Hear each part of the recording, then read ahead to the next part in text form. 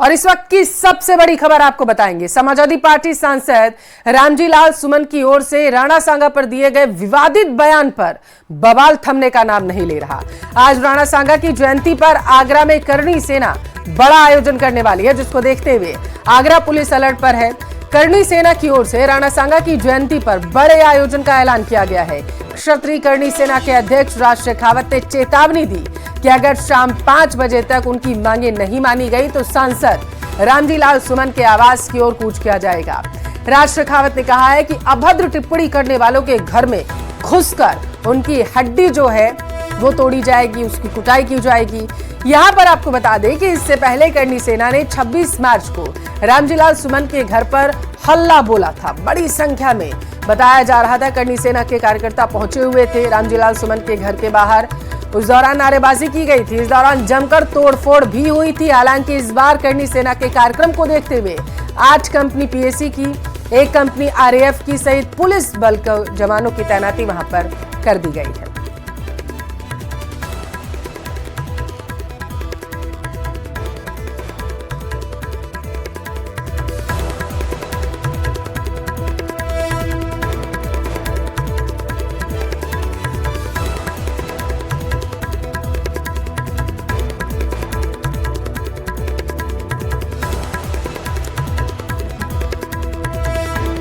तो करणी सेना लगातार जो मुखर है और मांग कर रही है कि रामजी लाल सुमन की जो सदस्यता है वो रद्द की जाए और उन पर सख्त से सख्त कार्रवाई की जाए। और ये 3 तस्वीरें आपको दिखा रहे हैं। दरअसल आज राणा सांगा की जयंती है, जिसको लेकर के जहां एक तरफ करणी सेना नतमस्तक है, उनको याद कर रही है, तो वहीं दूसरी तरफ आगरा में करणी सेना ने एक आयोजन के कार्यक्रम किया है, जिसमें बताया जा रहा है कि बड़ी संख्या में करणी सेना के कार्यकर्ता जो हैं वो आगरा में मार्च निकालेंगे और उनकी मांग की जा रही है कि रामजी लाल पर कार्रवाई की जाए, सदस्यता रद्द की जाए और उसके साथ साथ जिस तरीके का बयान, अभद्र टिप्पणी उन्होंने राणा सांगा के ऊपर की है, उन पर सख्त से सख्त कार्रवाई की जाए। करणी सेना की तरफ से साफ कह दिया गया है कि अगर उनके खिलाफ कार्रवाई नहीं की जाती है, उनकी जो मांगे हैं वो नहीं मानी जाएंगी, तो उसके बाद जो आंदोलन होगा वो रामजी लाल सुमन पर देखने को मिलेगा और उसका जिम्मेदार सीधे तौर पर रामजी लाल सुमन को करणी सेना ने ठहराया था। यदि हम में से किसी ने, यही भारतवर्ष में किसी भी व्यक्ति ने यदि अभद्र टिप्पणी किया हमारे, अब आपकी बात कर रहा हूं, हमारे महापुरुषों पे या हमारे देवी देवताओं पे या फिर हमारे धार्मिक ग्रंथों पे, तो साहब घर में घुसकर उसकी मतलब हड्डी तोड़ कुटाई हमारे शब्द है, हम फिर उसको दोहरा दे, हड्डी तोड़ कुटाई करेंगे ताकि वो एक एग्जाम्पल सेट हो और ये एकमात्र विकल्प हमारे पास बचा है, क्योंकि उसको संविधान का डर नहीं है भाई। जिस व्यक्ति को संविधान का डर हो उसको संविधान से डराया जाना चाहिए, बाकी जिसको डर नहीं है तो उसके लिए एकमात्र विकल्प है कि उसको घर में घुसकर उसको जवाब दिया जाए, हड्डी तोड़ कुटाई की जाए। जम्मू कश्मीर का रुख करेंगे। बड़ी खबर है, किश्तवाड़ में 3 आतंकी ढेर किए गए। सुरक्षा बलों को यहां पर बड़ी कामयाबी मिली है। 3 दिनों से लगातार सर्च ऑपरेशन चलाया जा रहा था। भारी मात्रा में हथियार भी मिला है। बताया जा रहा है एक AK-47 और एक M4 राइफल बरामद की गई है। आज 11 बजे सुरक्षा बलों की तरफ से एक प्रेस कॉन्फ्रेंस की जाएगी और उसमें सुरक्षा बलों की तरफ से बताया जाएगा कि लगातार जो 3 दिन से सर्च ऑपरेशन चलाया जा रहा था किश्तवाड़ में, उसमें किस तरीके की कामयाबी जो है सुरक्षा बल के जवानों को देखने को मिली है और वो आतंकी कहां पर छिपे हुए थे जिनको ढेर किया गया। ये बड़ी खबर है, किश्तवाड़ में 3 आतंकी ढेर किए गए हैं।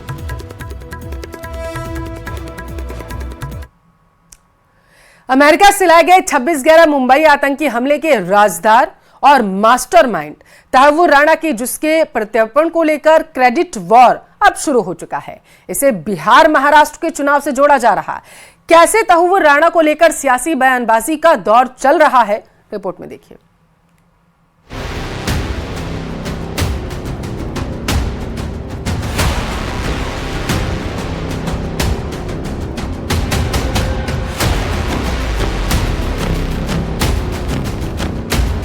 ये है 26/11 मुंबई आतंकी हमलों का सबसे बड़ा राजदार और मास्टरमाइंड में से एक तहव्वुर हुसैन राणा, जिसकी वापसी से भारत ने पूरी दुनिया को एक बड़ा संदेश दिया है और भारत सरकार की इस डिप्लोमेटिक जीत की चर्चा देश ही नहीं पूरी दुनिया में हो रही है। लेकिन विपक्षी पार्टियां टेंशन में हैं। उन्हें डर सता रहा है कि कहीं राणा को भारत लाने का श्रेय मोदी सरकार को न मिल जाए। इसीलिए तहव्वुर राणा को लेकर क्रेडिट वॉर शुरू हो चुका है। कोई इसे पिछली सरकारों की कोशिशों का नतीजा बता रहा है, कोई असली मुद्दों से ध्यान भटकाने की कोशिश करार दे रहा है, कोई इसे चुनावों से जोड़ रहा है, तो कोई ऐसा भी है जिसे इस बात की चिंता सताने लगी है कि भारत में तहव्वुर राणा को इंसाफ मिलेगा या नहीं। इस लंबे दौर में सरकार बदली 2014 में मोदी सरकार आई, उन्होंने जो लड़ाई यूपीए सरकार के टाइम शुरू हुई थी वो आगे चालू रखी। जो बेसिक जो कार्य है वो कांग्रेस सरकार ने किया था, यूपीए सरकार ने किया था, तब वो आज आ पाए। मुद्दा दिन भर भटकाते रहना, कभी इधर कभी उधर, कभी पक्ष वोट तो कभी कुछ तो कभी कुछ। पूरा भरोसा है ये राजनीति कर रहे हैं और बिहार चुनाव से पहले राणा को फांसी पर लटका देगी और पूरे देश में डंका पिटाएंगे, देखो राणा को हमने फांसी दी। तहव्वुर राणा के प्रत्यर्पण पर बयानबाजी तेज है। विपक्ष पूरी तरह से एक्टिव मोड में है, न सिर्फ राणा पर क्रेडिट लेने के लिए बल्कि सरकार पर सवाल उठाने के लिए भी। सियासी शब्दबाण चले तो पलटवार सत्ता पक्ष से भी आया।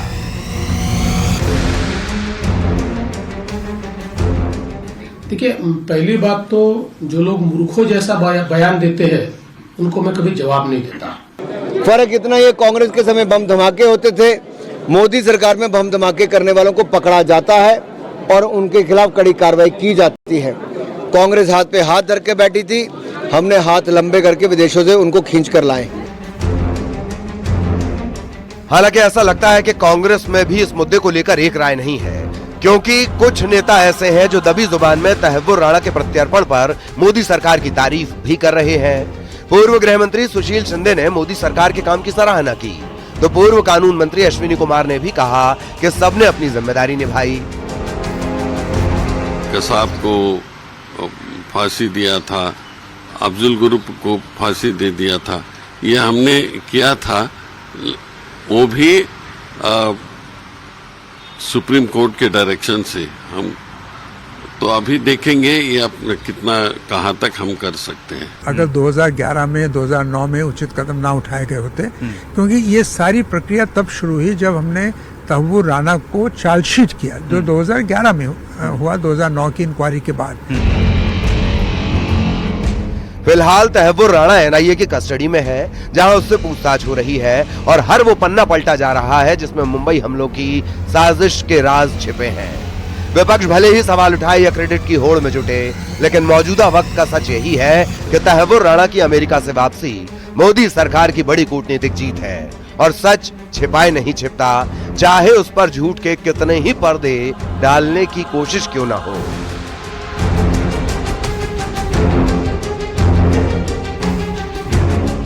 Bureau report, news 18। वक्फ संशोधन कानून की लड़ाई अब संसद से निकलकर सड़क पर आ चुकी है। शाहबानो आंदोलन की तर्ज पर वक्फ के खिलाफ भी अभियान का आगाज करने की कोशिश की जा रही, लेकिन फेक नैरेटिव के आधार पर और मुसलमानों के नाम पर हो रहे इस विरोध प्रदर्शन पर तब सवाल खड़े हो जाते हैं जब हमास आतंकियों की तस्वीर प्रदर्शन में नजर आ जाती है। हमास जो कश्मीर को भारत से तोड़ने के लिए लश्कर-ए-तैयबा और जैश-ए-मोहम्मद जैसे आतंकवादी संगठनों को मदद का ऐलान कर चुका है।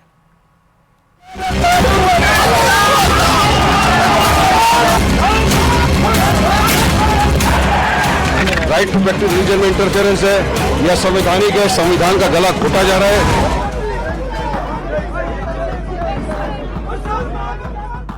वक्फ कानून बनने के बाद आज भारत में पहली जुमे की नमाज थी।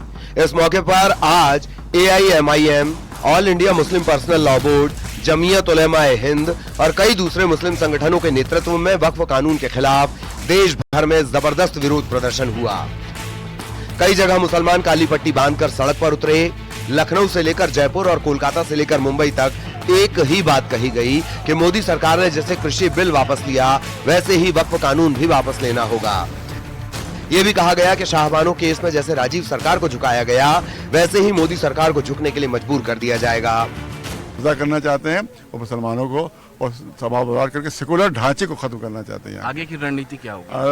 रणनीति भाई यही है कि तमाम मुसलमान मिलकर दलितों को साथ देकर, क्योंकि इनका अगला निशाना दलित है, अगला निशाना दलित है और कॉन्स्टिट्यूशन का निशाना है। कॉन्स्टिट्यूशन को बदलेंगे क्योंकि वो दलित बनाया था कॉन्स्टिट्यूशन। वक्फ कानून के खिलाफ विरोध प्रदर्शन के बीच विवादित बयान भी दिया गया और ये बयान आया जम्मू कश्मीर विधानसभा के पूर्व सीएम फारूक अब्दुल्ला से। जो भी इसको बैक करेगा, जो ये चाहते हैं करना, दुश्मन इस्लाम, उनके साथ कोई भी रास्ता किसी को उनके साथ चलना नहीं चाहिए। वो जहन्नम की तरफ जा रहे हैं और जो उनके साथ जाएगा वो भी जहन्नम में जाएगा। वक्फ कानून के खिलाफ विरोध प्रदर्शनों की सबसे हैरान करने वाली तस्वीर दो जगहों से आई। पहली कोलकाता से, जहां बीजेपी ने एक वीडियो जारी करके दावा किया कि बंगाल में वक्फ कानून के खिलाफ लड़ाई हिंदुओं से लड़ाई में बदल चुकी है, इसीलिए वहां बस से भगवा झंडे उतरवाए गए। हिंदुओं पर हमले हुए और मंदिरों को भी निशाना बनाया गया। दूसरी चौंका देने वाली तस्वीर लखनऊ से सामने आई, जहां वक्फ कानून के खिलाफ विरोध प्रदर्शन के बीच दुनिया के सबसे खतरनाक और वहशी आतंकी संगठन हमास के नेताओं की तस्वीरें दिखीं। कई प्रदर्शनकारी हमास के मारे गए आतंकी हाशिम सैफुद्दीन, इस्माइल हानिया और हसन नसरल्लाह की तस्वीरों के साथ विरोध प्रदर्शन करते नजर आए। जिस तरह सिटीजनशिप अमेंडमेंट एक्ट में दुष्प्रचार किया गया था कि ये मुसलमानों की नागरिकता ले लेगा, और कितना धरना हुआ, कितना हम लोगों को सुनना पड़ा, लेकिन एक भी मुसलमान की नागरिकता गई, 2 साल हो गया लागू हुए। उसी तरह वक्फ अमेंडमेंट एक्ट पर न्यूज 18 के जरिए मुस्लिम भाइयों से अपील है कि आप बहकावे में ना आए, ये आपके हित में है, अच्छी नीयत से लाया गया है। एक तरफ नए वक्फ कानून पर सड़क पर उतरकर मोदी सरकार को घेरने की कोशिश हो रही है, तो दूसरी तरफ विपक्ष के कुछ प्रमुख नेताओं के पोस्टर अलग अलग शहरों में लगाए गए हैं। मुंबई में शिवसेना उद्धव गुट और कांग्रेस के सांसद के पोस्टर लगाए गए हैं, तो भोपाल और रतलाम में दिग्विजय सिंह के, जिसमें उन्हें गद्दार बताया जा रहा है। अब इन्हीं पोस्टर पर सियासत गर्म है। भारतीय जनता पार्टी, उनका युवा मोर्चा जिस तरीके की हरकत कर रहा है, यानी मोदी जी बीजेपी की शय पर कर रहा है।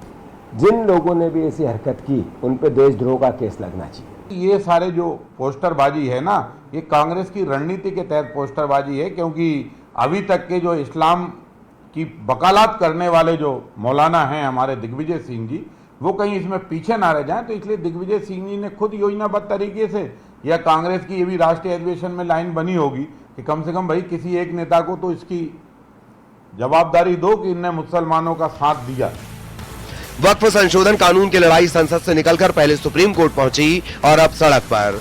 लेकिन प्रदर्शन में जिस तरह से आज हमास की एंट्री हुई, उसके बाद सवाल है कि हिंदुस्तानी मुसलमानों के आंदोलन में हमास जैसे आतंकी संगठन का क्या काम?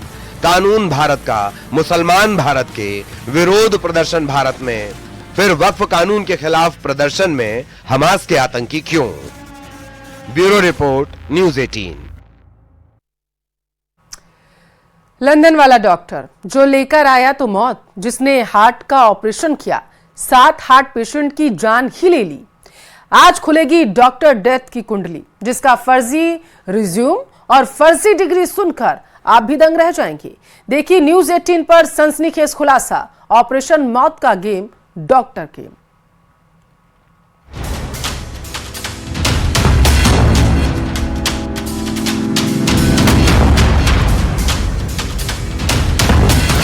लंदन टू जर्मनी, फर्जीवाड़ा एक्सपोज।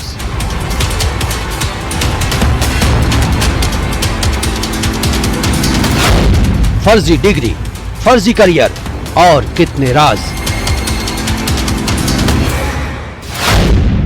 झूठी पहचान, झूठा नाम, फरेब का काम।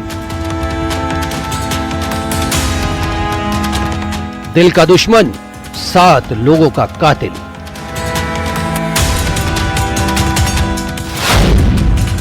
डॉक्टर डेथ की इनसाइड स्टोरी।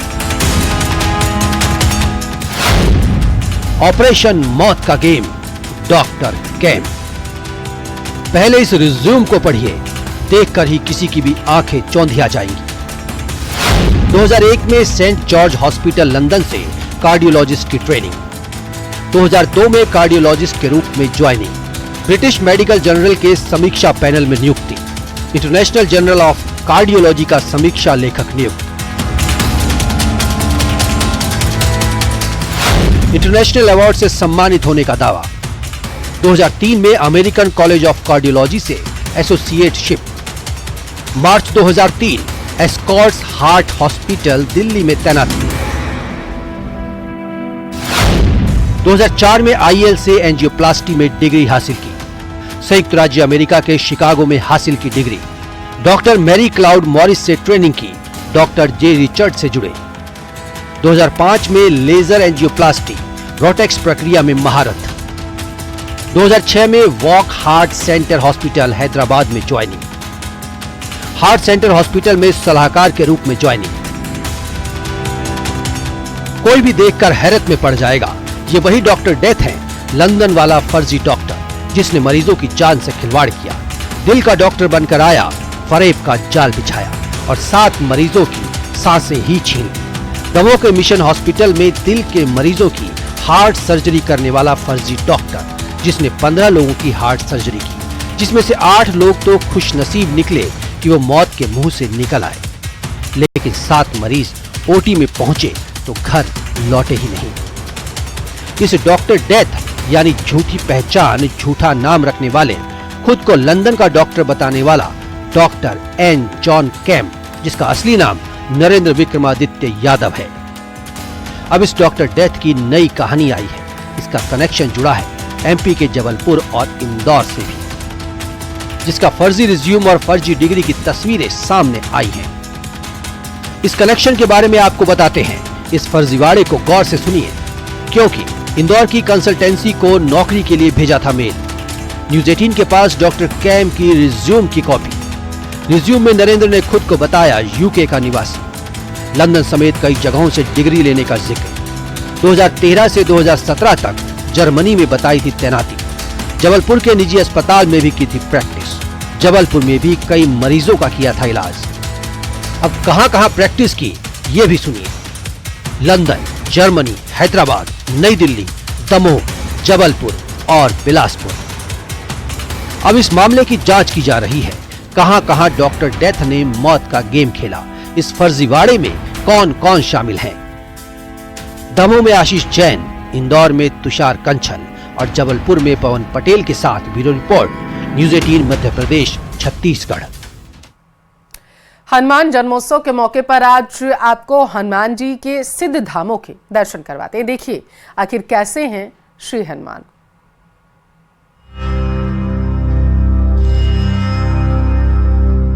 ओम हनुमान अंजनी सुनुर्वार्यो पुत्रो महाबल श्री रामेष्ट फाल्गुन शंखः पिंगाक्षो अमित विक्रमः उदधि क्रमणश्च सीताशोक विनाशनः लक्ष्मण प्राणदाता च दशग्रीवस्य दर्पः एवं 12 नामानि कपीन्द्रस्य महात्मनः स्वाल्पकाले प्रबोधे च यात्रा काले यह पठे तस्य सर्वभयं नास्ति रणे च विजयी भवे राजद्वारे गौहरे च भयं नास्ति कदाचन।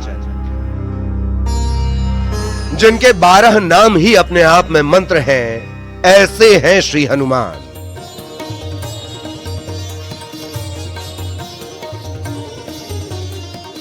सात समन की मसी करो, लेखनी सब बन राई, धरती सब कागज करो, हरिगुण लिखा न जाए, ऐसे है श्री अंजनी सुत। चमेली का तेल, सिंदूर, बूंदी के लड्डू, गुड़ और चने के प्रसाद के साथ राम का जयकारा, सिर्फ इतने में खुश हो जाएं, ऐसे हैं श्री महाबल। सतयुग से कलयुग तक जिनकी श्रेष्ठता का कोई सानी नहीं, रियल सुपरमैन, यानी जिन्होंने बचपन में कह दिया आज तो सूरज का ब्रेकफास्ट ही होगा। फुल पावरफुल है लेकिन स्वयं भक्त है। एक बार राम निकला नहीं कि तत्काल सहायता, वो भी ऑन द स्पॉट, ऐसे है रामेष्ट। कलयुग में साक्षात सशरीर है और तभी उनकी जयंती नहीं जन्मोत्सव मनाते हैं। 8 चिरंजीवियों में से एक है। दुर्योधन के सेनापति अश्वत्थामा, दानवीर राजा बलि, महाभारत के रचयिता वेद व्यास, रावण के भाई विभीषण, कौरवों के गुरु कृपाचार्य, विष्णु के अवतार परशुराम, ऋषि मार्कंडेय और इन्हीं के साथ हैं श्री पिंगाक्ष।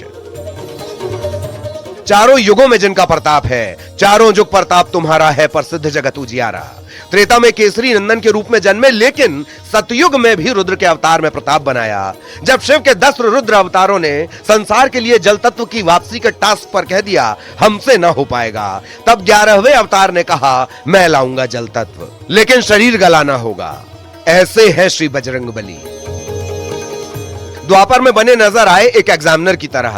भीम की ताकत का अहंकार तोड़ा, टास्क बहुत छोटा दिया था, कहा पूछ तो हटा कर दिखाओ, नहीं हटी, अहंकार हट गया।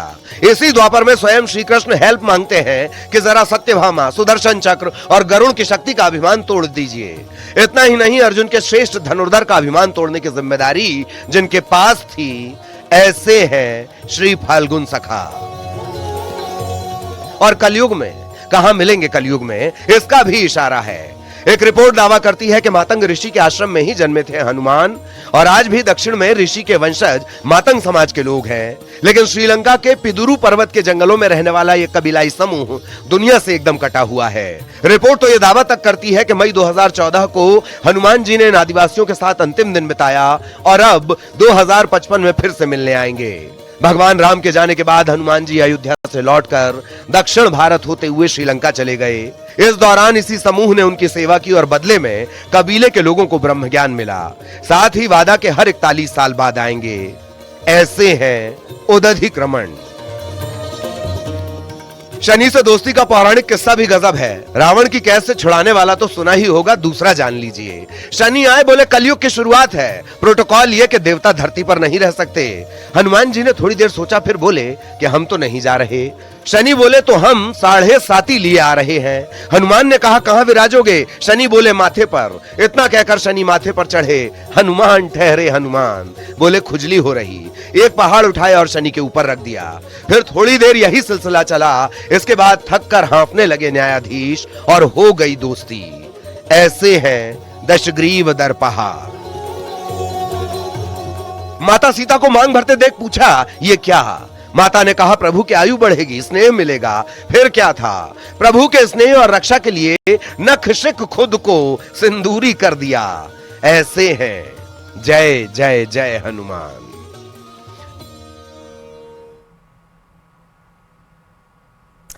कोटा ग्रामीण के भवानीपुरा गांव के पास खेतों में भीषण आग लग गई है। खेत की बताया जा रहा है नौलाइयों में आग लगने से हड़कंप मच चुका है। हालांकि इटावा नगर पालिका की दमकलों ने कड़ी मशक्कत के बाद आग पर काबू पा लिया। तकरीबन 100 बीघा से ज्यादा की नौलाइयों जलकर खाक हो चुकी है। आग लगने के कारण अभी तक सामने नहीं आ चुके हैं। जैसे ही अपडेट आएगा आप तक पहुंचाएंगे। फिलहाल के लिए हैरान करने वाली तस्वीरें सामने आई हैं। जगह जगह आग लग रही है, जिसकी वजह से प्रशासन के भी हाथ पैर फूले हुए हैं। दूसरी तरफ किसानों के माथे पर बल पड़ रहा है, क्योंकि आग लगने की वजह से उनकी फसल राख हो चुकी है।